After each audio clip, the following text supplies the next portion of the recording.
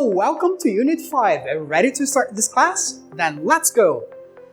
Durante esta unidade, analisamos o diálogo entre Michael e Julia, que estão tendo uma conversa corriqueira de escritório, algo comum em ambientes de trabalho. Neste vídeo, faremos uma análise mais aprofundada desse diálogo, entendendo a estrutura e o significado de cada palavra. Como de costume, vamos começar esta aula pelos verbs. O primeiro verbo é o to have, que é o verbo ter. Nesta lição, vamos ver o verbo ter no sentido de ter um dia ocupado, como por exemplo, have a busy day. Ter um dia ocupado. Have a busy day. No diálogo entre o Michael e a Julia, ele pergunta: Do you have a busy day today? Você tem um dia ocupado? Você está com um dia ocupado hoje? Outra pergunta que ele faz também no diálogo é: Do you have any meetings today? Você tem alguma reunião para participar hoje? Então, have a meeting. Ter uma reunião. Have a busy day. Ter um dia ocupado. Em seguida, nós temos o answer. E a Julia, ela responde: I just have some emails to answer. Ou seja, apenas tenho alguns e-mails para responder. Então, answer significa responder. Presta atenção que answer pode ser usado em vários contextos, tá? Então, pode ser answer an email, ou seja, responder um e-mail. Answer the telephone, ou seja, atender o telefone, tá? Então, cuidado com tradução aí também, porque answer pode ser responder, mas também pode ser atender, no caso de telefone. Answer the telephone, answer an email. Answer também pode ser usado para atender a porta.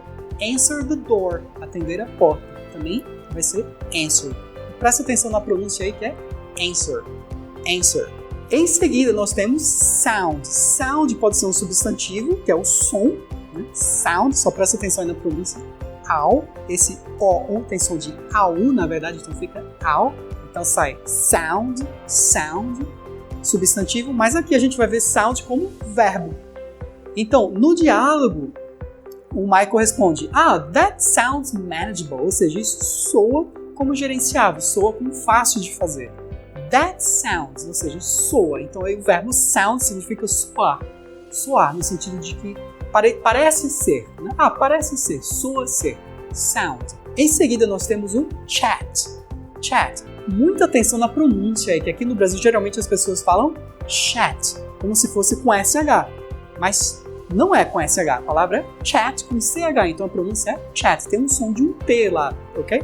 Então é C-H-A-T, quando a gente pronuncia tem um som de um T lá, então fica chat, chat, que significa conversar, bater papo, né?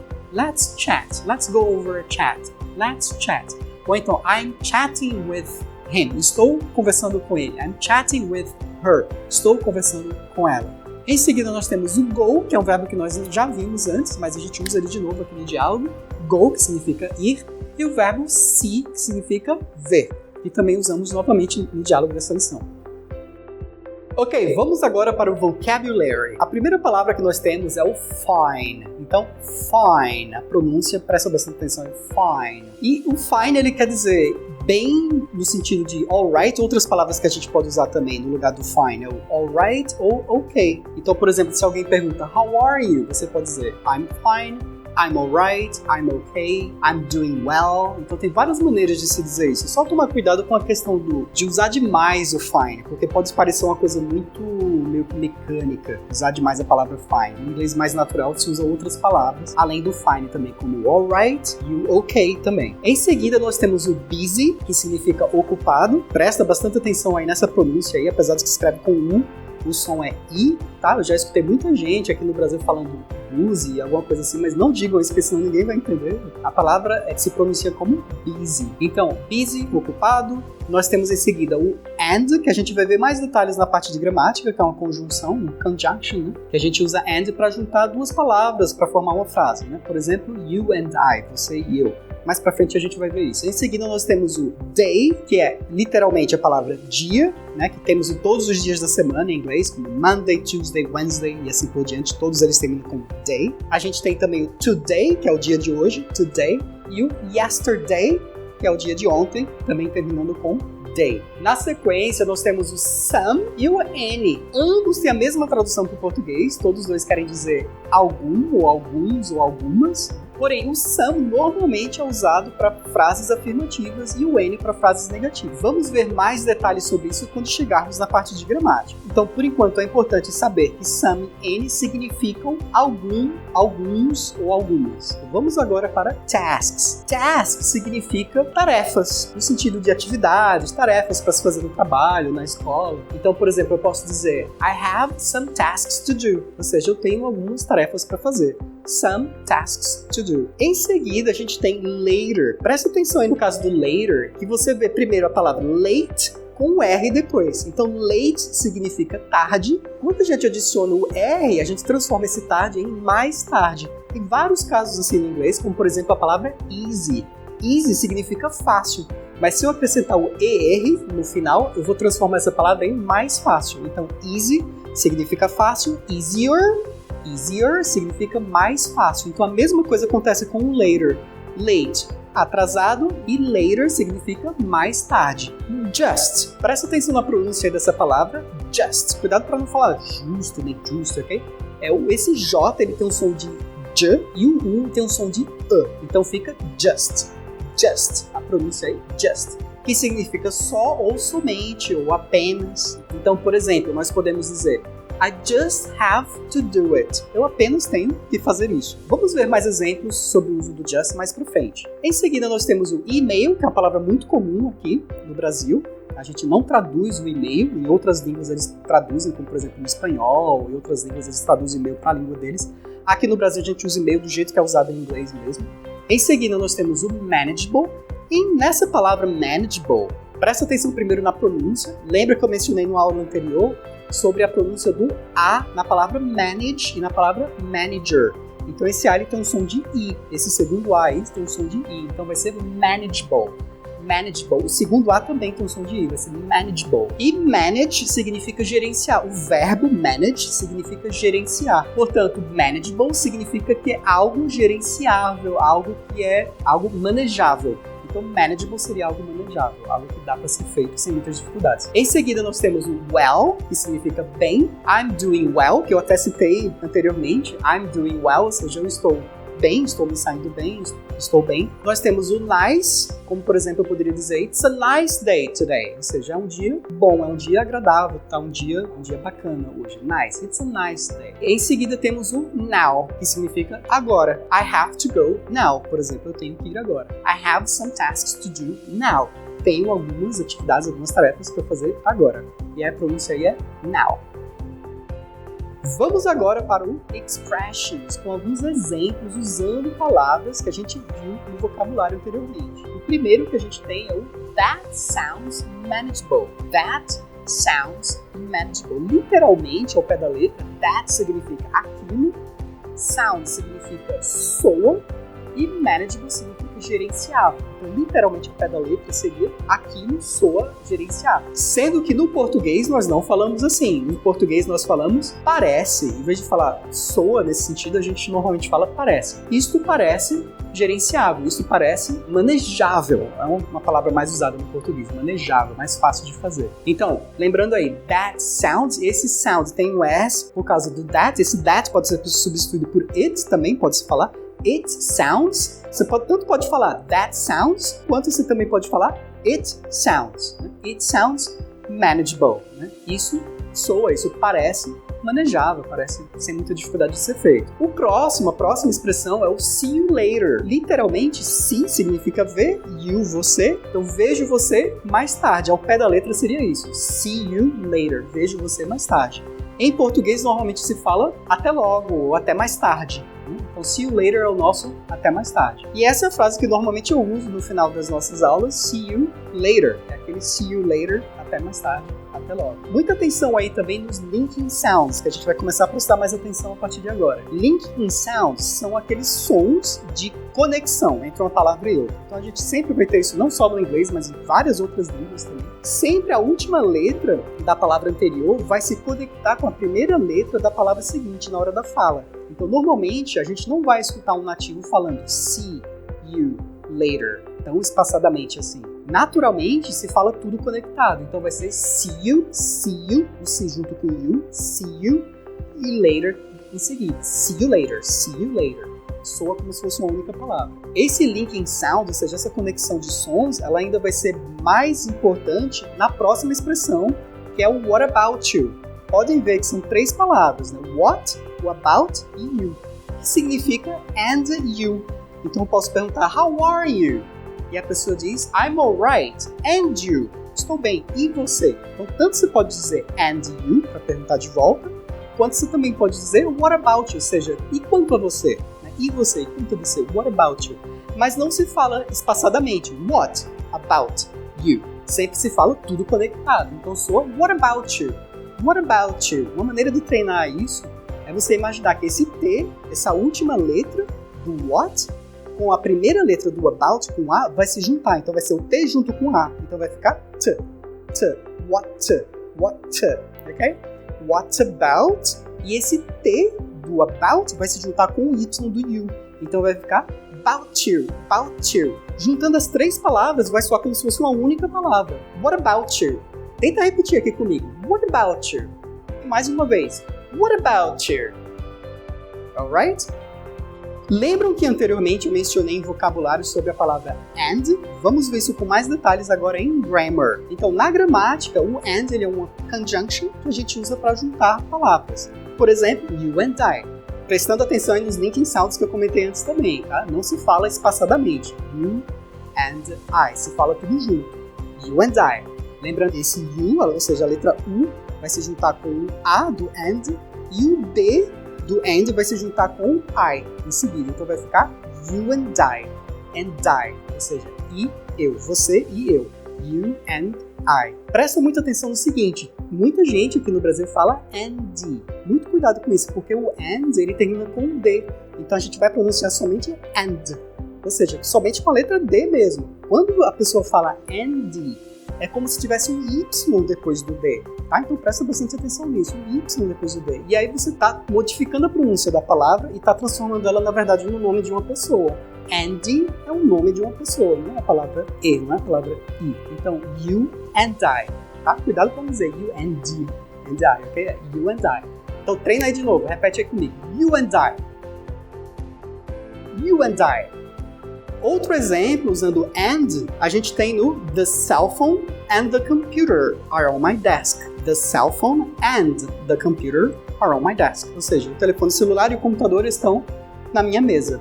The cell phone and the computer. Então, and vai ser usado para qualquer tipo de objetos, até mesmo de pessoas também, que a gente está juntando. É o nosso E do português. Lembra que eu comentei anteriormente sobre o some e o any? Agora vamos ver alguns exemplos usando essas 2 palavras. Some e any normalmente significam algum ou alguns ou algumas, e o some normalmente é usado para frases afirmativas e o any para frases negativas e interrogativas. Porém, há algumas exceções. Vamos ver alguns exemplos aqui primeiro. Usando some. We have some tasks to do today. Nós temos algumas tarefas para fazer hoje. Então, some tasks, algumas tarefas. Uma frase afirmativa, então a gente vai usar some. Outro exemplo de frase afirmativa, também usando some. There are some apples in the basket. There are some apples in the basket. Ou seja, há algumas maçãs no cesto, na cesta. Agora, usando a mesma frase, porém na negativa. Então a gente vai trocar o some pelo any. Lembra que na frase afirmativa a gente viu we have some tasks to do today. Na negativa vai ficar we don't have any tasks to do today. Então a gente acrescenta o don't, em vez de ser we have, vai ficar we don't have. Lembrando aí que esse don't, esse T, geralmente ele nem é pronunciado. Quando a gente fala naturalmente, a gente fala we don't have, ao invés de falar we don't have. Normalmente se fala we don't have. Então, we don't have any tasks to do today. Nós não temos nenhuma tarefa, nenhuma atividade para fazer hoje. Então, don't e any. É só você lembrar aí. A negativa don't vai ser sempre junto com any. Don't, any. Don't, any. We don't have any tasks to do today. E para as perguntas, para as frases interrogativas, também usamos o any. Por exemplo, do you have any tasks to do today? Você tem algumas tarefas para fazer hoje? Do you have any tasks to do today? Lembrando que nas perguntas a gente vai colocar o do na frente. E lembra que esse do, ele não tem uma tradução para o português. Ele é apenas um indicativo do que a gente está fazendo na pergunta. Do you have any tasks to do today? Então lembra sempre desse do aí, que é sempre usado para fazer perguntas no inglês para esse tipo de pergunta. O tipo de pergunta de Do you have? Você tem. Do you have? Não vá perguntar you have. You have seria português. Você tem. Em português a gente não precisa do do para fazer perguntas. A gente já pergunta diretamente. Você tem isso? Você tem aquilo? Em inglês não. Você vai ter que perguntar do you. Vai ter que ter esse do na frente do you. Do you have any tasks to do today? Você tem algumas tarefas para fazer hoje? Então, lembrando aí, o some sempre vai ser usado para frases afirmativas, o any para as frases negativas e interrogativas. Porém, há algumas exceções, não vamos focar muito nelas aqui agora, numa aula mais para frente a gente vai poder ver isso. Mas uma das exceções seria, por exemplo, com o uso do would, para fazer uma pergunta se você tem alguma coisa, se você quer alguma coisa. Por exemplo, would you like some coffee? Você gostaria de um pouco de café? Nessa pergunta, apesar de ser uma pergunta, eu estou usando o some. Então, para oferecer alguma coisa, e quando a gente usa a palavra would, geralmente, isso daí é uma exceção para a regra. Vai ser, would you like some coffee? Would you like some juice? Tá? Isso é só apenas uma exceção, mais para frente vamos ver outras exceções também. Mas, normalmente, o some é usado para frases afirmativas e o any para as negativas e interrogativas.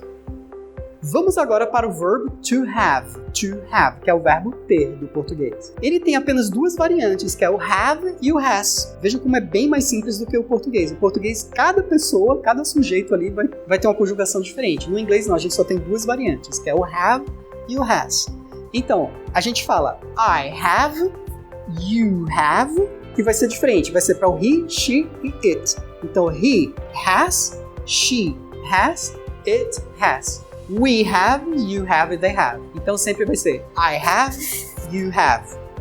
We have, you have, they have. Os únicos que vão ser diferentes vão ser o he, o she e o it, que vai ser has. He has, she has e it has. Lembra aí que o you aparece duas vezes na conjugação. Esse primeiro you é o you do singular, ou seja, você. O segundo you é o you do plural, vocês. Em português a gente tem duas palavras diferentes, você e vocês, ou tu e vós. Porém, no inglês é apenas uma única palavra e a gente só vai saber a diferença pelo contexto. Então, até nisso, o inglês ele é mais simplificado, ele é mais fácil também de entender. Vamos ver agora alguns exemplos usando o verbo to have. I have to go to the office today. Eu tenho que ir ao escritório hoje. I have to go to the office today. E lembrando aí, mais uma vez, entre o have e o go, tem que ter o to, tá? Lembra sempre desse to aí. I have to go. Já escutei muitos alunos falando I have to go. Cuidado aí, porque isso daí seria português, né? Eu tenho ir, eu tenho... Então lembra aí daquele que a gente fala do português seria o equivalente ao to. Então I have to go. Sempre vai ser I have to go. I have to go to the office. Eu tenho que ir ao escritório. I have to go to the office. Outro exemplo. Porém, na negativa, vai ficar I don't have to go to the office today. Mais naturalmente se fala I don't have. Lembra aí que esse T muitas vezes não é falado no inglês mais natural. Então se fala I don't have to go. I don't have to go to the office today. E na pergunta a gente vai colocar o que na frente? Vai colocar o do. Não é isso? Então vai ficar Do you have to go to the office today? Você tem que ir ao escritório hoje? Do you have to go to the office today? Vamos ver agora mais alguns exemplos usando o verbo to have, porém no caso do he, usando o has. Então, he has to send an email today. Lembra que he, she, it vai ser he has, não vai ser he have. Lembra sempre disso daí. He has. He has to send an email today. Ou seja, ele tem que enviar um e-mail hoje. He has to send an email today. Na negativa, he doesn't have to send an email today. Doesn't have to send an email today. E aí, quem não está acostumado ainda já deve ter percebido que não vai ser don't, vai ser doesn't, ok? Lembra aí que o don't, aquela forma negativa don't é usado para I, para you, para we, para they, mas não é usado para he, she, it. Então, he, she, it vai ser diferente nessa parte negativa também. He, she, it a gente vai usar doesn't. Então, he doesn't, she doesn't, it doesn't. Então, he has, she has, it has, she doesn't have, he doesn't have, it doesn't have. A pergunta, does he have to send an email today? Does he have to send an email today? Ele tem que enviar um e-mail hoje? Does he have to send an email today? E aí muitas pessoas podem perguntar, mas teacher, né, por que lá está escrito he have, não é he has? É uma ótima pergunta essa, faz muito sentido. O que acontece é o seguinte, quando a gente coloca o does na frente, que o does sempre vai ser usado para he, she, it, então o have ele volta para a forma como se fosse no infinitivo, a forma do have mesmo, não vai ser usado o has, certo? É só você pensar assim, se você colocar does, he, has, vai ficar uma redundância, porque o does sempre é usado para rechear, e o has também sempre é usado para rechear. A gente não pode colocar essas duas formas na mesma frase. Então, se tem does, o verbo vai ficar have, jamais vai ser has, sempre vai ser have. Então fica, does he have to send an email today? Ele tem que enviar um e-mail hoje. Does he have to send an email today? That's all for now. Espero que você tenha aproveitado bastante esta aula. Mas caso ainda se sinta inseguro em expressar algum desses conteúdos, recomendo que assista esta aula novamente amanhã ou em breve para reforçar seu aprendizado. Goodbye for now and see you next class.